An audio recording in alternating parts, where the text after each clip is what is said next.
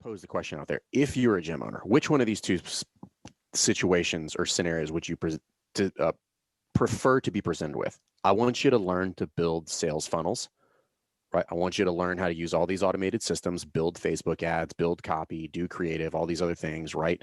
Write all these copies and put them together, and then continue to monitor your Facebook ads, your metrics, and dial up your spend, your CPA for all that stuff. Or would you prefer to be like, hey, let's dial in, like tracking attendance. Let's refine, what the process is for when people join the gym. Let's maybe look at how our pricing structure works. Like, do we have a solid referral program in? Like, what is our, events for the year? Which one of those would you rather do? Which one? Like, but everybody chases the shiny thing, like, Facebook ads. And I'm like, you don't know shit about Facebook ads. And you don't need to, by the way. And you're not good at it. And it's not fun. And it's not going to give me what I want. Yeah, and if you want to hire someone that knows a little bit about Facebook ads and pump a couple bucks in there every day, go for it. Just that's not what you should be relying on. I will give you my experience that the number, when that becomes something that should seriously be considered and now is a legitimate function within the gym, is something around 300, where the churn rate, even if really good, looks like something between 5 to 10 people will be leaving every single month. Yeah, you get to 300 members, 5 to 10 people. That's like 3%, not even, right? It's like 2%. It's 1%. Well, I mean, that's okay, and then it's okay because we're getting some new people coming in from this market, right?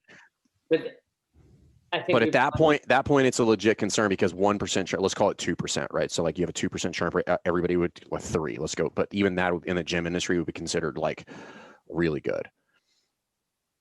At that point, now it's legitimate, right? Now I need to figure out, but then it's not. But then you have to think there's a right and a wrong way to do that, which is, if done correctly, there will be multiple layers to running ads. That's a whole separate discussion, but there's like layer 1, layer 2, layer 3, that by the time this person comes in, they are now a warm lead. It's not a free something or other, you get this. That is a cold call, and we all know how that works.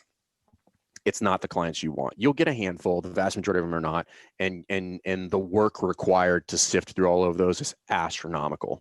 Okay, so there's a right and a wrong way to do that, but most people, you can push towards this upper echelon of 200 to 300 members without ever touching a Facebook ad.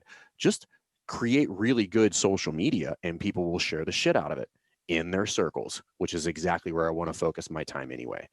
So as the world opens back up, specifically, like, you do not need to be focusing your time on front end sales. You're going to get it.